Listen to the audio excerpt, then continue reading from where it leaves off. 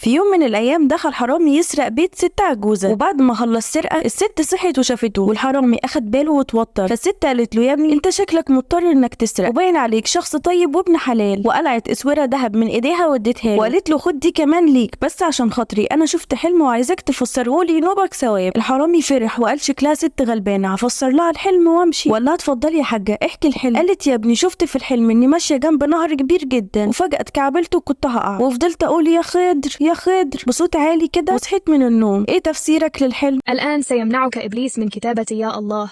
تغلب عليه بوضع لايك واستغفار في التعليقات، واشترك في قناتي إذا كنت من محبين الرسول صلى الله عليه وسلم. وما كملتش الست كلامها، وفجأة دخل ابنها خضر، ولما شاف الحرامي ضربه علقة موت. فالست صعب عليها الحرامي وقالت له: خلاص يا ابني انت ضربته بما فيه الكفاية، هيموت في ايدك. هنا الحرامي نطق وهو هينفجر من الغيظ وقال له: اضرب يا خضر اضرب كمان، انا استاهل، هو انا داخل اسرق ولا افسر احلام؟